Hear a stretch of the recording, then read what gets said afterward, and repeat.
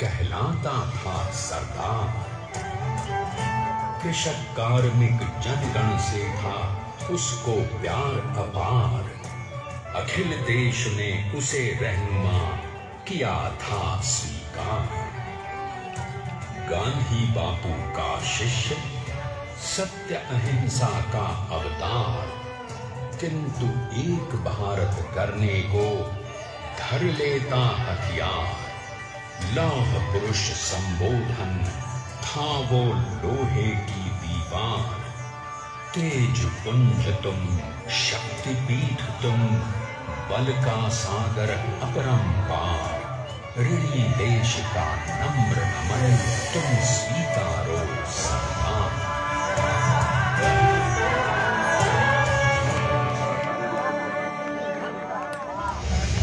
1857 में अंग्रेजों को ललकारने वाले पहले स्वतंत्रता संग्राम के एक सक्रिय सिपाही थे झवेर भाई पटेल। करमसद गांव के इस बहादुर देशभक्त किसान और उनकी पत्नी लाडबाई के 5 बेटों और 1 बेटी में से चौथे पुत्र थे वल्लभ भाई। बालक वल्लभ ने करमसद के बाद नडियाद से अपनी हाई स्कूल की शिक्षा पूरी की। फिर 13 साल की उम्र में उनकी शादी भी हो गई, छोटी सी झवेर बाई से। 2 बच्चों, बेटी मणि बहन और बेटे डाया भाई को जन्म देने के बाद झवेर बाई असमय ही चल बसी। सदी बदलने और 20वीं सदी आने पर उनका जीवन भी एक चमत्कार की तरह बदला। लीडर का इम्तिहान पास करके वो वकालत करने लगे। पहले गोधरा, फिर आणंद और उसके बाद अहमदाबाद में। मगर जल्द ही वकालत छोड़कर वो बैरिस्टर बनने की इच्छा से इंग्लैंड चले गए। लंदन में बैरिस्ट्री में अव्वल आने और वजीफा जीतने वाले वो अनोखे भारतीय थे। अब तो अहमदाबाद की वरिष्ठ अदालत में बैरिस्टर पटेल की जिरह और जीतों की धूम मच गई।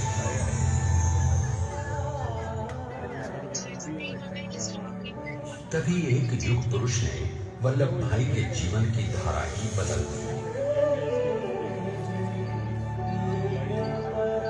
दक्षिण अफ्रीका में सत्याग्रह के अहिंसक अस्त्र से गोरे शासकों को सबक सिखाकर भारत वापस आए बैरिस्टर मोहनदास करमचंद गांधी से मिलकर वल्लभ भाई ने अपने कुछ वर्षों से सीखे विदेशी व्यवहार और संस्कार हमेशा के लिए त्याग दिए और अब वो अपने खेड़ा के किसानों को हक दिलाने के लिए बापू के साथ आंदोलन में कूद पड़े। अब उनके पैरों में जूते नहीं, गांवों की धूल थी। हृदय में भारत भूमि की शस्य श्यामला धरती। मन में थे गांधी और मस्तिष्क में एक नए स्वतंत्र भारत का सपना।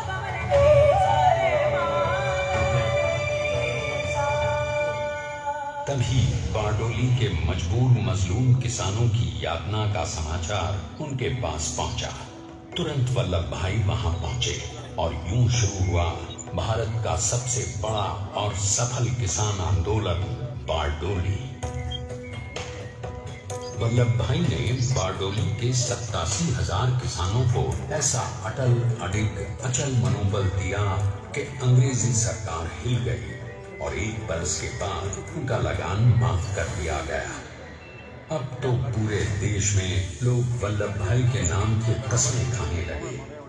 स्वयं महात्मा गांधी ने कहा, अब वल्लभ भाई मेरे शिष्य या साथी नहीं, सारे देश के सरदार हैं।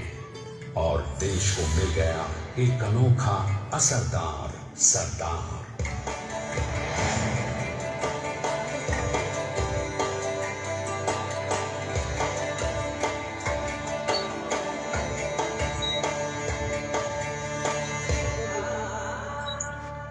सरदार पटेल के नाम और देशभक्ति से अंग्रेज डरकर कांपने लगे। 1930 के नमक सत्याग्रह और दांडी कूच में वो बापू से भी पहले गिरफ्तार किए गए।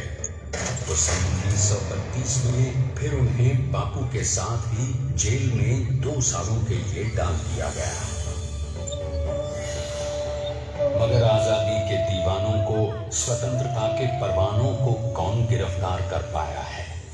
जेल से छूटते ही सरदार को कांग्रेस के नए राष्ट्र अध्यक्ष पद पर चुना गया और उनकी सरपरस्ती में राष्ट्रवादी भारतीयों ने तमाम ब्रिटिश सूबों में जीत हासिल कर वहां अपनी स्थानिक सरकारें बनाई।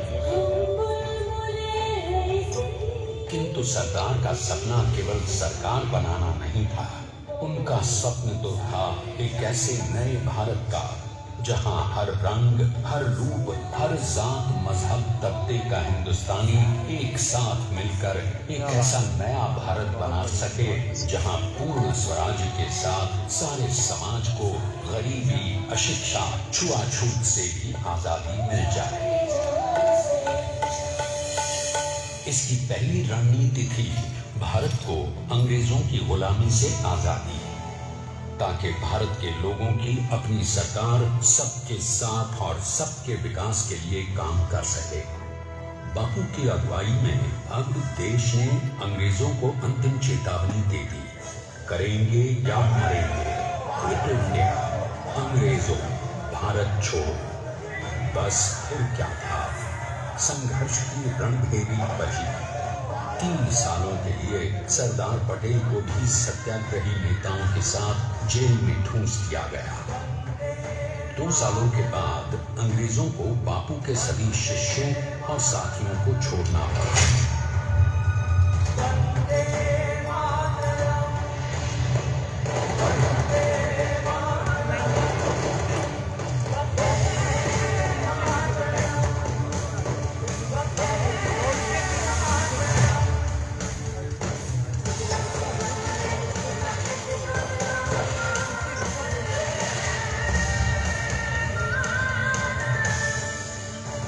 स्वतंत्रता के स्वप्न के सच होने के साथ अब सरदार पर कई एक नई जिम्मेदारियां थीं।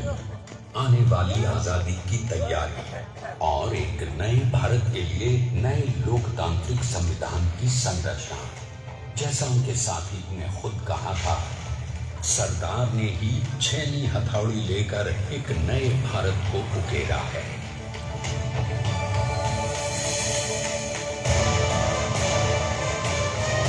स्वाधीनता तो प्राप्त हुई, लेकिन खंडित भारत में भी उठते विभाजनवादी अंधकार को अभी दूर करना था।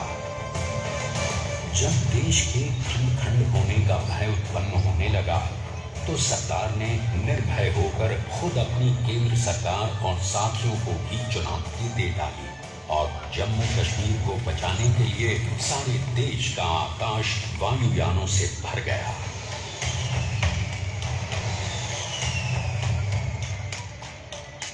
और फिर हैदराबाद और जूनागढ़ के भारत में विलयीकरण को पाकिस्तान से चुनौती मिली। सरदार चाहते थे कि देश की 1 इंच धरती अब और विभाजित नहीं होनी चाहिए। नए भारत को एक करने के लिए समझा बुझाकर, मना कर 565 रियासतों को सरदार ने अपनी सूझबूझ, सदाशयिता, संबल से एक नए स्वतंत्र भारत का अभिन्न अंग बना दिया। हमारे इतिहास में अखंड भारत के पुरुषार्थ का ये एक महानतम अध्याय है। जैसा उन्होंने स्वयं कहा था, हमें नए धागों को पुराने ताने बाने में ऐसे पिरोना है कि एक दूसरे में गुंथ जाए और बेहतरीन बनावट वाला एक नया भारत उभर कर सामने आ सके। अंततः अपने वज्र दृढ़ संकल्प से एक नया विराट विशाल एक भारत श्रेष्ठ भारत बनाकर दिखा ही दिया सरदार ने। संसार के सबसे बड़े प्रजातंत्र के शिल्पी को प्रणाम करने के लिए देश ने बनाया है ये समर्थ स्मारक। स्वाधीन भारत को समर्थ भारत में बदलने वाले सरदार पटेल को समर्पित प्रेरणा तीर्थ भी है। प्रधानमंत्री श्री नरेंद्र मोदी के नेतृत्व में बनी विश्व की इस विशालतम प्रतिमा के सामने आकर सारी दुनिया जैसे स्वयं ही नतमस्तक हो जाती है।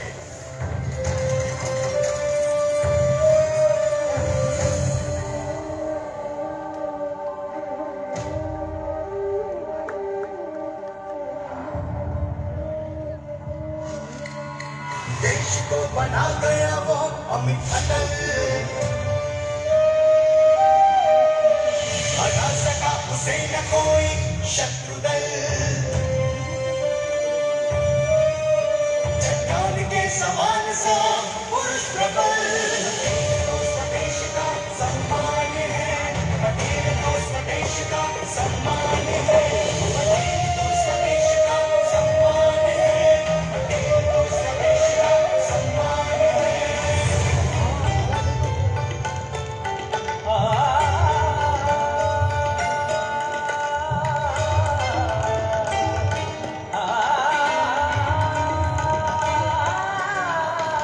ऊंचाइयां आकाश को छुए,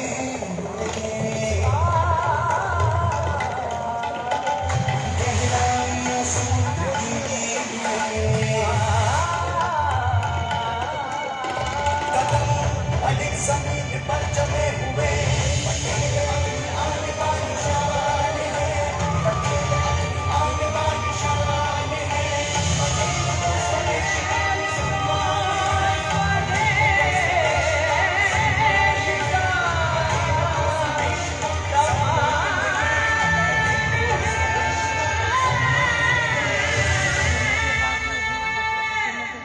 आइए अब देखते हैं कि अपने लौह पुरुष को श्रद्धांजलि देती 182 मीटर ऊंची विश्व की सबसे विशालकाय प्रतिमा का निर्माण कैसे हुआ।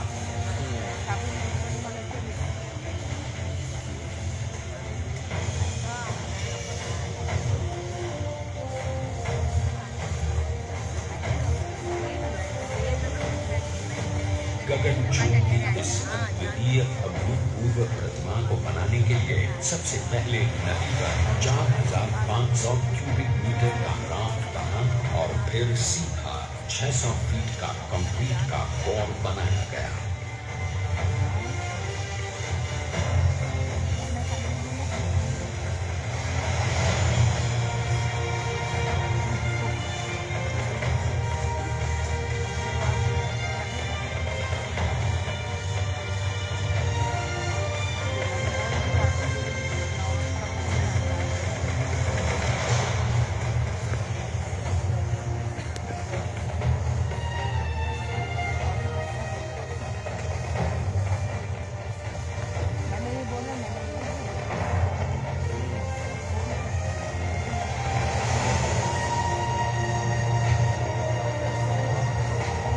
इस कंक्रीट कोर के साथ लगाया गया स्टील का फ्रेमवर्क।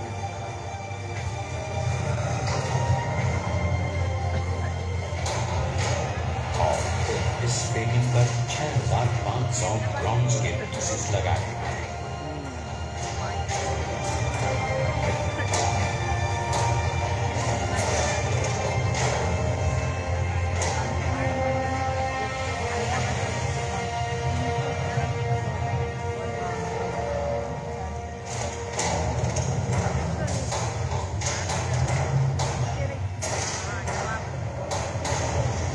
सोचिए कि 182 मीटर ऊंचे इस भव्याति भव्य स्मारक के निर्माण में कितना सामान और मेहनत लगी है। 70,000 metric ton cement, 18,500 metric ton reinforcement steel, 6,000 metric ton structural steel और 1,700 मीट्रिक टन ब्रॉन्ज।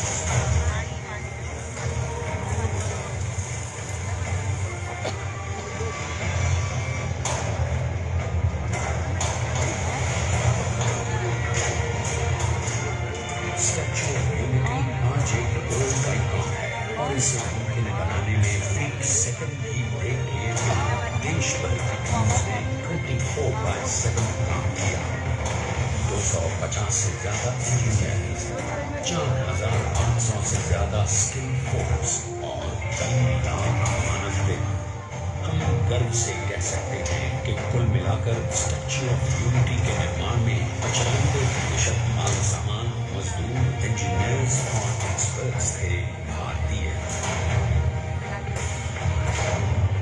जानते हैं कि 182 मीटर ऊंची इस भव्य प्रतिमा को बनाने में कितना समय लगा?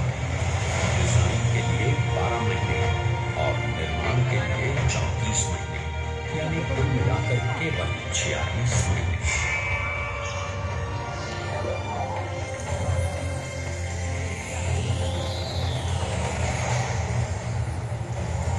और इसी तरह बनी देश के शिल्पकार की एक अनूठी अद्वितीय विशाल प्रतिमा, जो सिर्फ आज ही नहीं बल्कि आने वाले न जाने कितने सालों तक यूं ही चमचमाती रहेगी।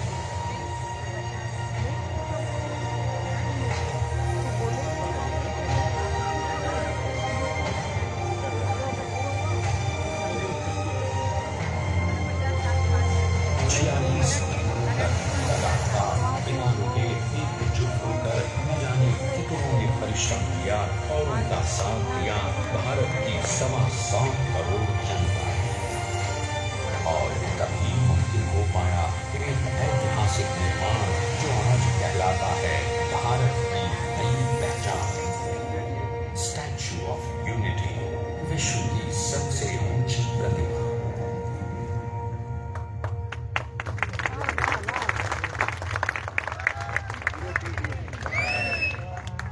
सरकार ने अपनी गंभीरता, शालीनता और दूरदर्शिता से भारत को संगठित करने के असंभव कार्य को संभव कर दिखाया। आइए आज हम सब उन्हीं की महिमा में विश्व के सामने एक उदाहरण रखें, क्योंकि ये ही भारत को श्रेष्ठता के मार्ग पर ले जाएगा। हमारा कर्तव्य ये है कि हमें निश्चय कर लेना चाहिए कि हमें हिंदुस्तान में जितने लोग हैं सबको मिल के भाई भाई की तरह के रहना है। स्टैच्यू ऑफ यूनिटी एकता की प्रतिमा और श्रेष्ठता का प्रतिबिंब है। एक पहल है इस अखंड भारत को श्रेष्ठ भारत बनाने के सपने को पूरा करने के लिए। एक पुकार है हम सबको एकजुट होने के लिए।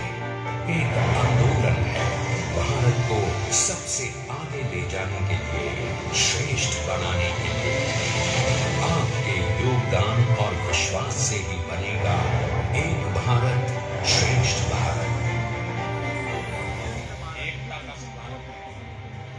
एकता का संदेश है कि भाषा अनेक, भाव एक, राज्य अनेक, राष्ट्र एक, पंथ अनेक, लक्ष्य एक, बोली अनेक, स्वर एक, रंग अनेक, तिरंगा एक, समाज अनेक, भारत एक, रिवाज अनेक, संस्कार एक, योजना अनेक, मकसद एक, कार्य अनेक, संकल्प एक, राह अनेक, मंजिल एक, पहनावा अनेक, सीमा एक, चेहरे अनेक, मुस्कान एक।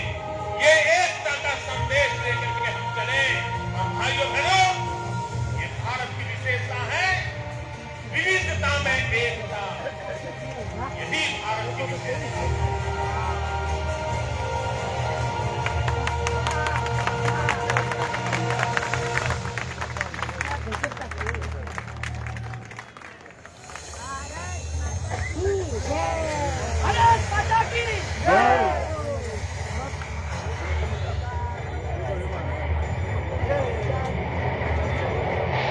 Please stand up for the national anthem.